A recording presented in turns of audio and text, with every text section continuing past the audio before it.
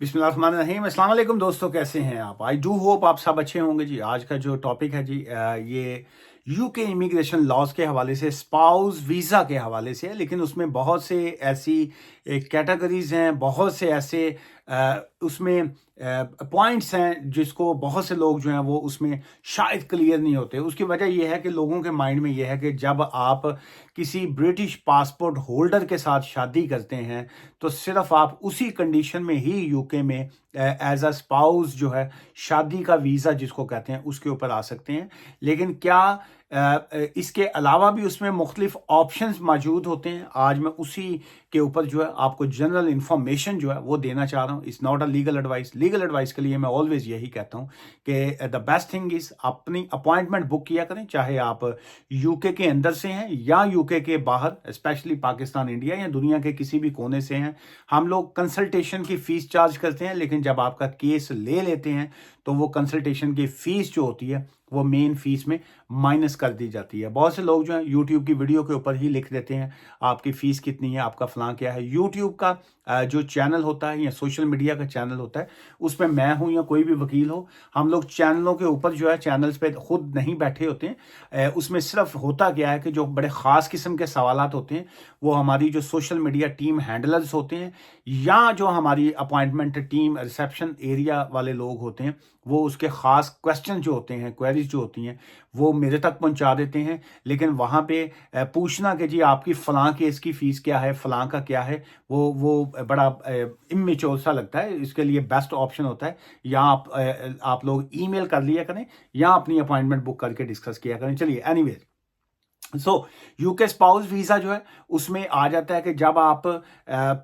UK में किसी British passport holder के साथ शादी करते हैं या आप आयरिश सिटीजन के साथ शादी करते हैं लेकिन वो यूके में सेटल्ड हो बंदा जो है। सो इसके अलावा आ गया पर्सन जो है, कोई भी शख्स जो है, चाहे वो मेल हो, फीमेल हो, कोई भी हो, चूंकि यहाँ पे जेंडर डिस्क्रिमिनेशन जो है वो यूके में नहीं है। मुंडा मुंडे नाल भी यारी लांदा है इत्थे ते कुड़ी कुड़ी नाल भी यारी लांदी है। सो ये ओपन सा इनका माहौल है। कई लोग मुल्ला हजरात जो हैं वो आ जाते हैं, वो कहते हैं जी कि नाउज बिल्ला, तोबा अस्तगफिरुल्लाह, फलां फलां, पता नहीं क्या क्या कुछ लिख जाते हैं कि आप ऐसी बातें ना किया करें। भाई साहब, मैं इस कंट्री का वकील हूं, मैं यहाँ पे प्रैक्टिस मुझे अलाउ है, तो मैं तो वही बात करूंगा जो इनकी कानून की है। सो आप जिस कंट्री का कानून लोगों तक पहुंचा रहे होते हैं, सो ये फिर आपकी लाइबिलिटी बन जाती है, आपकी ड्यूटी बन जाती है कि आप उस टॉपिक के ऊपर खुल के बात किया करें।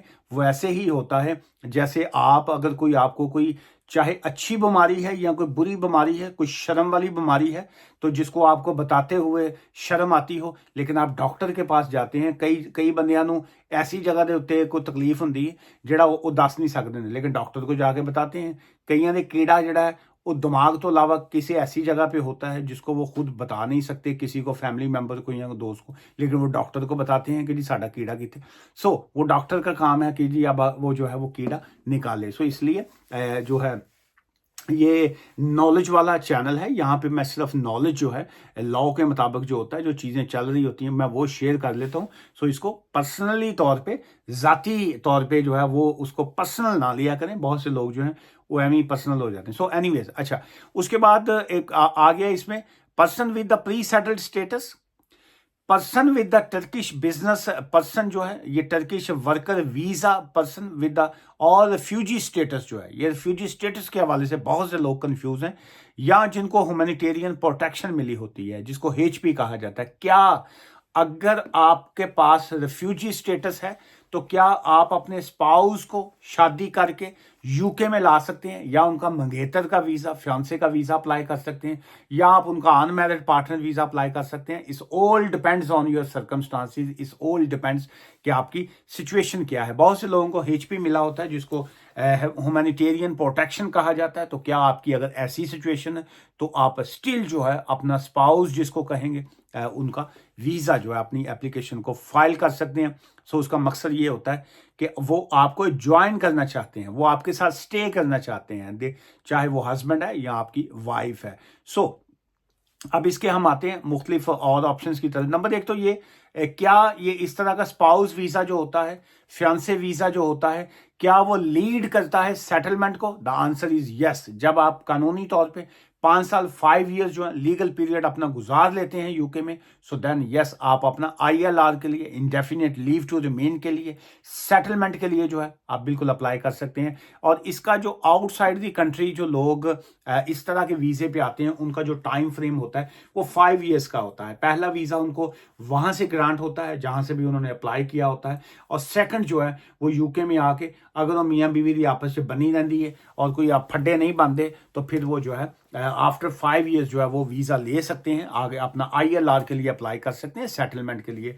लेकिन अगर किसी के सर्कमस्टांसिस उसमें चेंज हो जाते हैं किसी ना किसी वजह से, डोमेस्टिक वायलेंस की वजह से, या उनकी डिवोर्स हो जाती है, उनकी सेपरेशन हो जाती है, या उनके सिचुएशन में कोई और चेंजेस आ जाती हैं, सो देन जो है वो अपनी सिचुएशन के मुताबिक जो है वो एडवाइस लेके फिर अगला एक्ट कर सकते हैं। लेकिन आज हम बात कर रहे हैं जी यूके स्पाउस वीज़ा के ऊपर जो है। अब हम आते हैं जी इसकी रिक्वायरमेंट की तरफ जो है कि इसकी रिक्वायरमेंट क्या होती है। और उसमें एक तो सबसे मेन पहला पॉइंट तो ये आ जाता है कि आपका जो पार्टनर है जिसके साथ आप ब्याह करने लगे हैं, शादी करने लगे हैं, मैरिज करने लगे हैं, उनके पास जो है यूके का, ये जैसे मैंने स्टार्टिंग में अर्ज किया कि उनके पास यहाँ का ILR हो, सेटलमेंट हो, ब्रिटिश पासपोर्ट हो, ये प्री सेटलमेंट स्टेटस हो, स्टेटस सेटल स्टेटस हो, मुख्तलिफ कैटेगरीज जो है उसमें डिपेंड करता होता है कि उनकी सिचुएशन क्या है। सेकंड जो है वो एज जो है बड़ा मैटर करती है कि आपकी एज जो है बोथ पार्टीज की हम बात कर रहे हैं मस्ट बी ओवर 18 होने चाहिए। 18 तो उतने हो, वो 18 से अगर आप ऊपर हैं तो आप मैरिज कर सकते हैं। ऊपर की एज का कोई जिक्र नहीं है, भावें तुसी जड़ा ना जी अपना की कहिए अपना 100 भी टप्पे हो, सो 100 भी 100 भी क्लास हैं, सो 102 वो मूवी एक आई थी ना 102 बट स्टिल नॉट आउट, तो आप बड़ी एज के ऊपर कोई पाबंदी नहीं है, सिर्फ आपकी एज जो है अंडर 18 नहीं होनी चाहिए। बहुत से लोग इस पॉइंट के ऊपर कंफ्यूज होते हैं। मैं हूं जी 26 ईयर्स का, मैं अपनी एज नहीं बता रहा क्योंकि मैं तो 24 का हूं। सो मैं हूं जी 26 का, लेकिन मैं जिस मोहतरमा के साथ शादी करने लगा हूं उनकी एज है 58।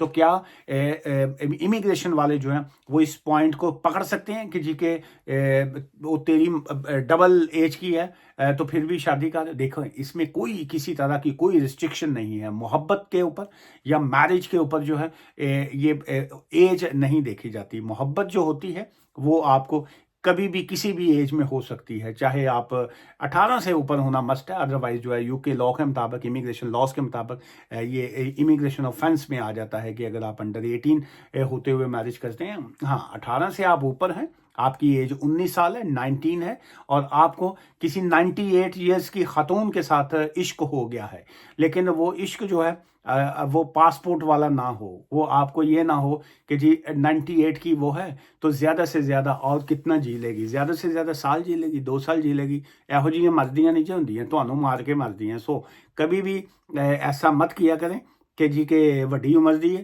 तो इन्हें उत्ते निकल जाना तो उस तो बाद असी जड़ा ना, क्योंकि मैंने कई देखी हैं वो आप बच जाते, बल्कि वो वैसी की वैसी यंग ही रहती हैं। अगली पार्ट वो इतनी टेंशन देंदियां ने कि वो जो 19 वाला होता है वो 58 का लग रहा है, और जो 58 वाली होती है वो 21 की लग रही होती है। सो इसलिए क्योंकि टेंशन तो सारी आपको मिलनी है। अच्छा चलिए, एज इसमें मैटर करती है, लेकिन मस्ट सिर्फ 18 से कम ना हो, बाकी आपकी जितनी भी एज है सो डजंट मैटर जो है। अच्छा फिर उसके बाद जो है आपका रिलेशनशिप जो है वो जेन्युइन होना चाहिए। अगर आप किसी दूसरी पार्टी से नहीं मुलाकात आपकी अभी तक नहीं मिले हैं तो आप जो है फियांसे वीज़ा जो है वो आप अप्लाई कर सकते हैं, जिसको मंगेतर का वीज़ा कहा जाता है। सो स्टिल जो है उसमें मुख्तलिफ एविडेंस होती हैं, लेकिन ये मेन वो देखना ये चाह रहे होते हैं कि आपका रिलेशनशिप जो है दैसा जेन्युइन रिलेशनशिप है, your relationship is a genuine and subsisting जो है वो होना चाहिए। ये बहुत मैटर करता है क्योंकि बहुत से लोगों के पास एविडेंस जो होती है रिलेशनशिप जेन्युइन है लेकिन एविडेंस नहीं है। अब एविडेंस क्या हो सकती है, ये लाजमी तो नहीं है कि आपकी पिक्चर्स ही हों। बहुत से लोग जो हैं जो कबाइल इलाके के हैं या बहुत से लोग ऐसे देहात इलाकों के होते हैं, विलेज साइड के होते हैं, उनकी फैमिलीज जो होती हैं वो अलाउ ही नहीं करती जी कि आप मैं अगर गया हूँ वहाँ पे जो मंगेतर का वीज़ा मैंने अप्लाई करना है, फियांसे का वीज़ा अप्लाई करना है, मुमकिन है कि वो मुझे फेस टू फेस वो मिलने ही ना दें। वो कहें नहीं जी हमारे में रिवाज नहीं है। लेकिन वहाँ पे ये है कि अगर आपके उनके फैमिली मेंबर्स के साथ पिक्चर्स हैं या बाकी चीज़ें हैं, एविडेंस हैं, आपका ट्रैवल टिकट्स हैं या बाकी चीज़ें, वो आप एज एविडेंस दिखा सकते हैं। ये तो आज का ज़माना है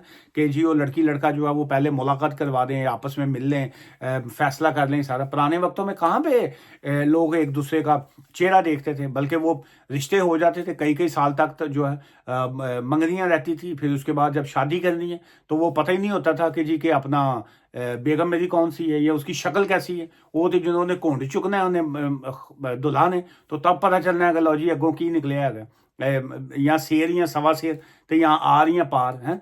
तो वो इसी तरह ना वो एक बंदा था, तो उन्हें ਜਦੋਂ जाके घुंड चुके ना, तो ਉਹਨੂੰ ਤਾਂ ਬਲਕਿ ਨਾਂ ਦਾ ਵੀ ਨਹੀਂ ਸੀ ਪਤਾ। ਤੇ ਉਹਨੇ ਅੱਗੋਂ ਕੁੜੀ ਤੇਜ਼ ਸੀ ਵਾਵਾ, ਉਹਨੇ ਕਿਹਾ ਜੀ ਜਨਾਬ ਤੁਹਾਡਾ ਨਾਮ ਕੀ ਹੈ? ਤੇ ਅੱਗੋਂ ਕਹਿੰਦੀ ਤੈਨੂੰ ਨਾਂ ਦਾ ਵੀ ਨਹੀਂ ਪਤਾ ਤੇ ਵਿਆਹ ਮਾਂ ਨਾਲ ਕੀਤਾ ਹੀ। ਸੋ ਬਾਜ਼ਗਾਤ ਅੱਗੋਂ ਡਾਡੀਆਂ ਟੱਕਰ ਜਾਂਦੀਆਂ ਨੇ। सो इसलिए ये आज का नया ज़माना है। यहाँ पे ये चेहरे देखना, फोटो सेशन, ये वो ये इम्पोर्टेंट हो गया। लेकिन स्टिल यूके इमिग्रेशन लॉ में ऑब्वियसली ये मैटर करती हैं चीज़ें, लेकिन तमाम चीज़ें मैटर नहीं करती। आप किसी ना किसी तरीके से जो है वो मुख्तलिफ एविडेंस जो है वो आप उनको दिखा सकते हैं। फाइनेंशियल रिक्वायरमेंट जो होती है ये बड़ी इंपॉर्टेंट होती है। जैसे आज का जो नया रूल है उसके मुताबिक 29,000 पाउंड जो है वो फाइनेंशियल रिक्वायरमेंट है, लेकिन इसके साथ साथ एग्जाम्पशन भी आ जाती है। जैसे आप पर्सनल इंडिपेंडेंस पेमेंट पे हैं, जैसे आप केयर अलाउंस ले रहे हैं, या आप डिसेबिलिटी लिविंग अलाउंस ले रहे हैं। सो और इसके अलावा और बड़ी लंबी चौड़ी लिस्ट है। सो तब आप एग्जेम्प्टेड हैं, you don't need to prove 29,000 pound जो है। और इसके अलावा सेविंग्स जो है वो भी आ जाती है कि दो तीन तरह की सेविंग्स होती हैं। बड़ी डिटेल में बात हो जाएगी, फिर उस किसी और दिन बात करेंगे। लेकिन यह है कि सेविंग्स इज ऑल्सो जो है इसमें कंसिडर होती है। अकोमोडेशन जो होती है वो बड़ा अहम इसमें एक होता है कि जी कि तुसी जाके रहना किथे जी, क्या आप होमलेस तो नहीं हो जाएंगे। सो जो अकोमोडेशन है वो मैटर करती है, चाहे वो आपकी अपनी है या रेंटल है या आपकी फैमिली की है या आपके भाई की है या आपके पेरेंट्स की है, इट डजेंट मैटर। लेकिन उसकी आपने जस्टिफाई उसको करना जो वो होता है जी। अच्छा, फिर उसके बाद इंग्लिश लैंग्वेज जो है वो ये बड़ी इंपॉर्टेंट है जी। इसमें A1 इंग्लिश लैंग्वेज का सर्टिफिकेट जो है वो आपने पास करना होता है। प्लस इसमें बहुत से कंट्रीज में जो थर्ड वर्ल्ड कंट्रीज हैं वहाँ से TB टेस्ट जो होता है वो आपने करवाना होता है जी। और उसमें स्पॉन्सर्स की अगर हम डिटेल देखते हैं, स्पॉन्सर मीन कि जो यहाँ से यूके बेस्ड आपको स्पॉन्सर कर रहा है, ये उनकी तरफ से अकोमोडेशन आती है, उनकी तरफ से 29,000 पाउंड्स आता है, उनकी तरफ से यहाँ एग्जाम्पशन आती है, उनकी तरफ से ही ये रेलिवेंट चीज़ें जो है इस साइड से वो आ जाती हैं। और दूसरी पार्टी की तरफ से जो है वो, जैसे मैंने स्टार्टिंग में अर्ज किया, वो होती हैं। लेकिन आज का जो मेन मेरा फोकस था वो यही था, हैव अ रिफ्यूजी लीव और humanitarian protection status in the UK. क्योंकि बहुत से लोगों के पास जो है, चाहे वो किसी भी बेस के ऊपर आपको रिफ्यूजी स्टेटस मिला हुआ है, ह्यूमैनिटेरियन प्रोटेक्शन मिली है, डजंट मैटर। जैसा LGBT है, आपको गे बेस पे मिला था, आपको लेस्बियन बेस पे मिला है, आप अब दैट्स कॉल्ड LGBT जो है उसकी बेस के ऊपर आपको स्टेटस मिला हुआ है, या आपको असाइलम की बेस पे मिला है, या आपको रिलीजियस असाइलम था, या पॉलिटिकल असाइलम था, या जो भी आपकी सिचुएशन से, it's nothing to do with दूसरी पार्टी। बहुत से लोग जो है वो उन्होंने नहीं बताया होता है कि जी मैंने कौन से मेरी एप्लीकेशन की बेस के ऊपर मुझे जो है ये वाला स्टेटस मिला है। So it's a private and confidential, ये आपका पर्सनल मैटर है।